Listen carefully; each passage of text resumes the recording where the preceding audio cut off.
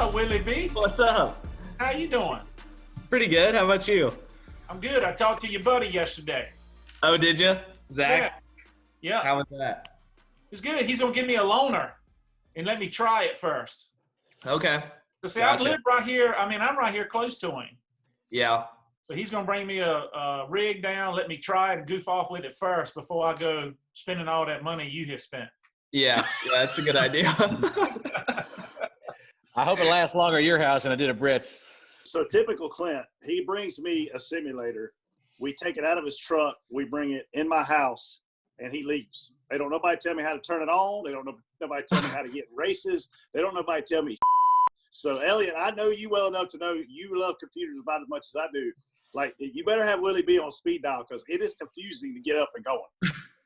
Well, I called Willie B after the race yesterday. I texted him, and I'm like, all right, I was a good teammate when you got started. So now I'm hoping, some things come in full circle.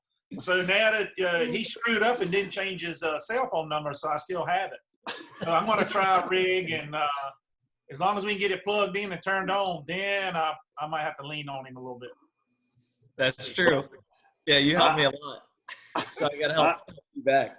William, here's the text I sent Elliott. I said, hey, these cars are really loose to drive on this iRacing thing. He texted me back. He's like, that's why I quit racing. I don't like loose race cars. That's why I had to retire, man. I got tired of being loose in. Don't tell me, is that what happened to you?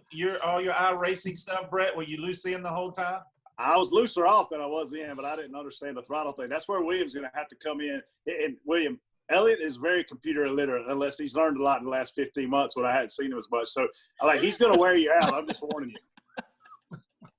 you. It's even harder when you don't start with it, because it's all based on your eye tracking. So it's like you can't feel anything, which is tough. I mean, it just takes a while to learn that. But, yeah, because the loose end, you'll just see it with your eyes, and you're like, all of a sudden you're sideways.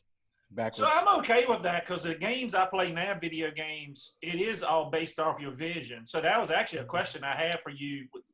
I saw some of the guys like Denny or whoever, they have rigs that move. So do the rigs move in that direction so your butt feels it, or are you still using your eyes to and kind of catch it with the vision first, like watching the front of your car?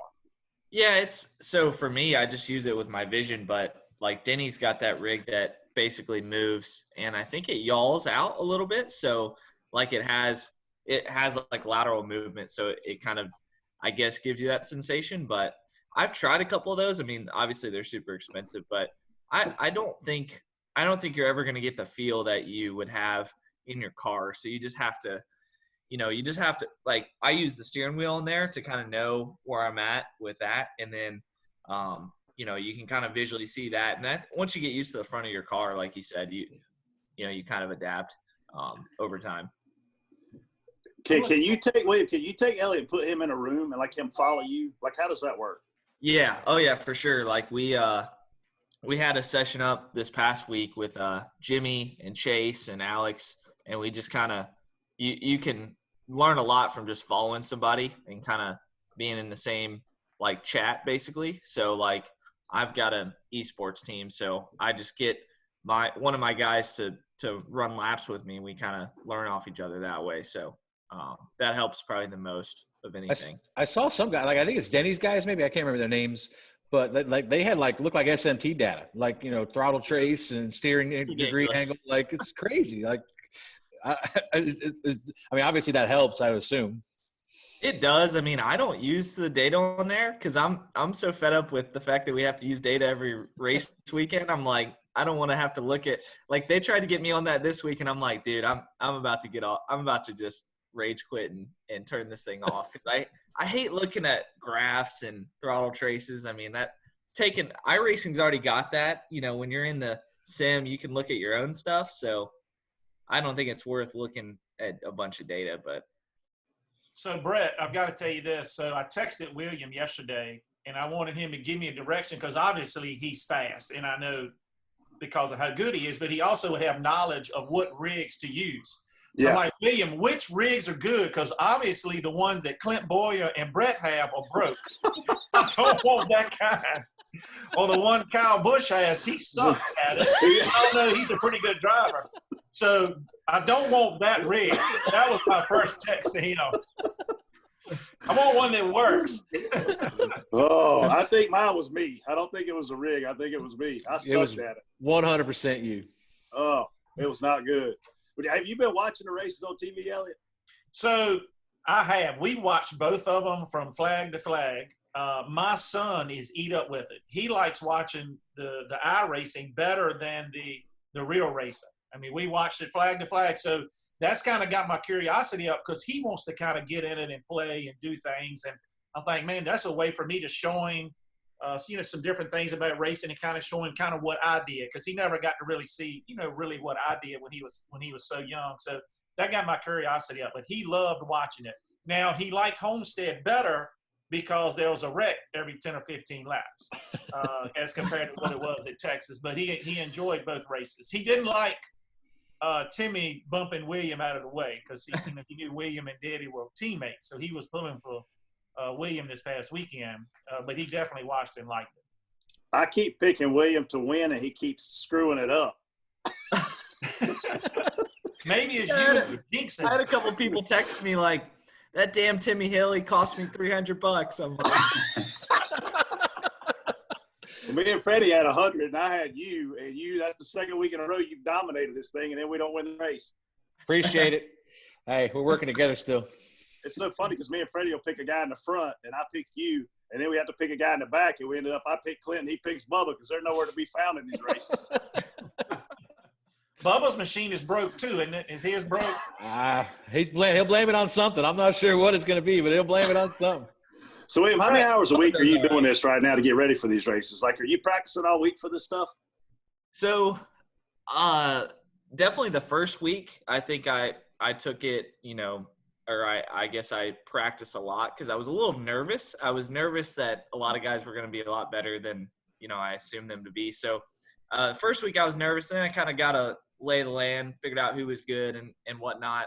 And then this week I really just did the 2 practice races on Saturday or Friday night, and they had a couple of those. They were like 120 lappers, and did a couple of those, ran pretty good, and then did some like last minute testing with my one of my drivers from the esports team. So I don't know, like I was telling a lot of guys, like making laps by yourself is not really like there's not a huge benefit to that. So I really just like to race. So if I can race 3 or 4 races a week to get ready, I feel pretty prepared. So I think Bristol's going to be wild for sure. I got a question, William. When you're behind guys, and it looks like on TV the draft works. Yeah. When you're behind guys like at Texas, I saw you pulling down, trying to block, especially those last restarts. Mm-hmm. When people get behind you, are you getting arrow tight also if you're second, third, fourth in line? And I know you probably feel the draft from your vision, you're catching him, but is your car doing different things also when you're in line compared to clean air?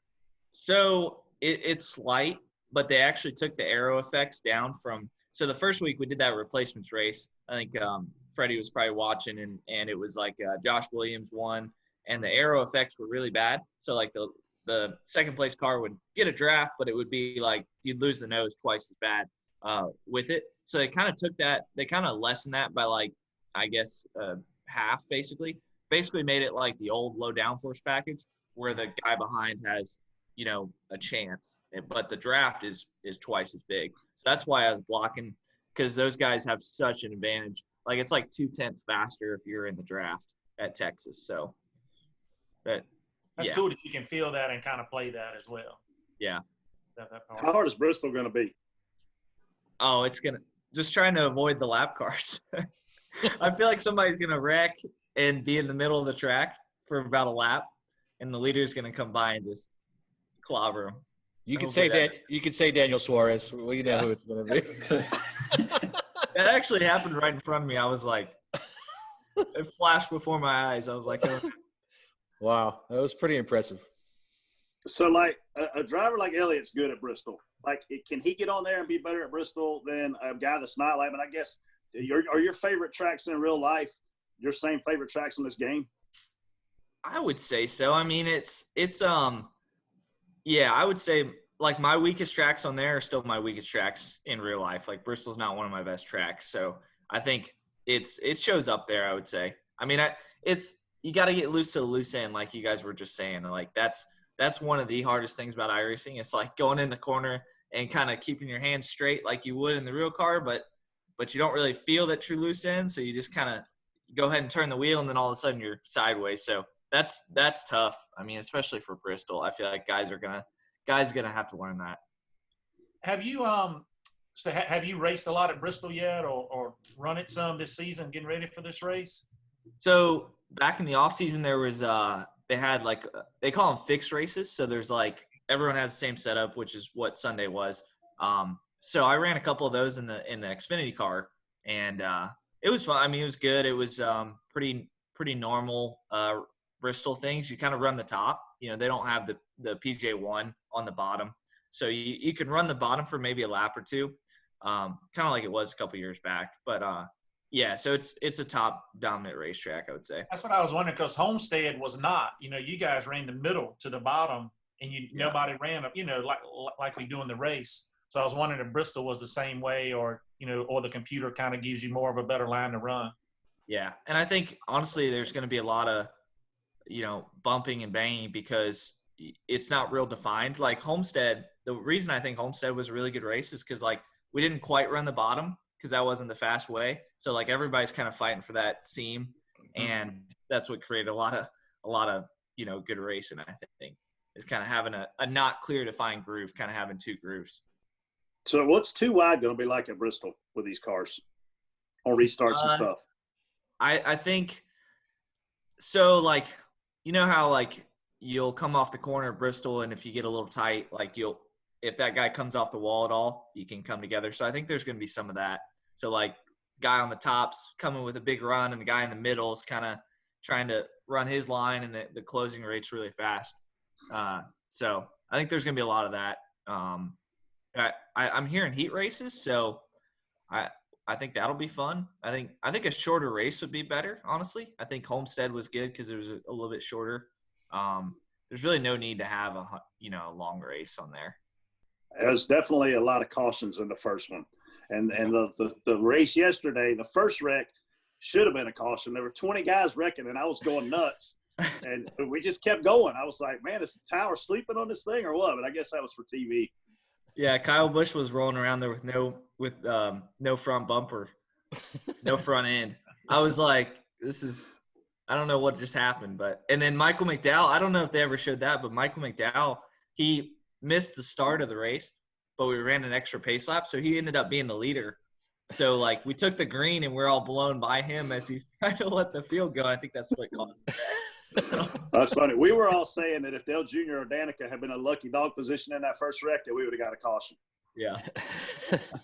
Oh, that's mean. Conspiracy theory on iRacing. William, we talked to TJ about this on the show, but just touch on the fact that you don't really need like the Denny Hamlin $100,000 setup, or you see Timmy and guys like Ty racing with laptops, and just talk a little bit about that, where you don't really need the big setup. Yeah, you don't need to, like you guys said. I mean, I started with a Logitech wheel that I think is what Timmy uses, and some pedals. I mean, the pedal feel is definitely, that's kind of personal preference. You can have the nicest pedals you want. It's just personal preference feel-wise. But, yeah, you can get going in this thing for about, I would say $300, $300 to $400. You could have a laptop set up, and have Wi-Fi and be okay. So, honestly, I definitely don't want them to, or everyone out there to think you got to have a, 30, 40,000 rig like Denny or I mean, mine's probably half of that. So I'm probably halfway in between, but you don't have to have that. That's just kind of personal preference. So. Elliott's on a fixed income, so we got to go easy on him. I'm retired, man. I'm retired. I'm on a fixed income. Me and That's Freddie why I are was so happy. unemployed over here, so we feel you. Hey, the cool part about it, I don't want y'all to take this the wrong way, but watching real races the last year, I've been so busy doing baseball stuff that I hadn't really watched any races, because we play travel ball tournaments every Saturday and Sunday, while you guys are racing. So I'll catch up on the news on Sunday nights or Monday morning, see who did what.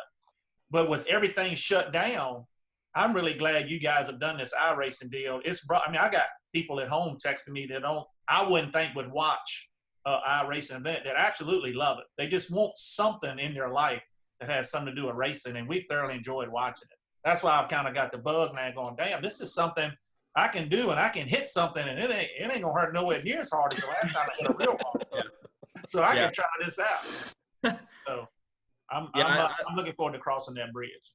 Yeah, I'm glad it's kind of giving somebody giving people something to watch. And I think for me, I think that for a kid out there, that this is exactly what a 12-year-old to 15-year-old kid needs to inspire to try to get on like that. That's where our market needs to be is, hey, the kid, the race fan at home that goes to the racetrack and doesn't know how to get in a go-kart or get in a late model, get him on there and let him have some fun. That's what it was for me. So I hope it's like that for more kids out there. Yeah, we wanted to bring the old retired guy, and the new young gun guy. Obviously, Elliott's going to get into iRacing now, so we want to bring you guys together. Me and Freddie were sitting around yesterday. We were like, man, how cool would it be to pull these guys into the same conference call? So Jason hooked it up, man. We appreciate you guys coming on. Elliott, I know you're drawing your 401k. William's earning his 401k, and me and Freddie are on the sidelines just wondering when the mailbox is going to open back up with a paycheck in it. Hey, so y'all have been so serious today with your questions. Yeah, I know William has not had a chance to see y'all's outfit during the iRacing, but y'all need to start posting that crap online where those guys actually have something to laugh at. But you didn't dress up for us today, so I'm a little offended. I choose to be offended. We get offended a lot nowadays. Casual Monday. Casual Monday. And look, William, I'll give you some advice. So Brett and I allegedly have bet on a lot of Super Bowl games in our lifetime. And he usually, whoever he votes on in the Super Bowl freaking gets their butts kicked, and it's not even close. So you probably want to tell him to quit betting on you. Yeah, quit on win an iRace if he keeps betting you. Just assume I'm going to run 30th this week. There you go. I'll pick somebody else. I'm done with you. William, before you get out of here, two-part question here. Are you going to pay Timmy Hill back? And if you do, are you going to do a better job of it than you did at Watkins Glen? Yeah. The damage model would kill my front end just like it would at Watkins Glen. So I'm going to avoid that. And I also got a little advice. Don't do it so obvious that they do it. They do like Suarez did. Don't do that.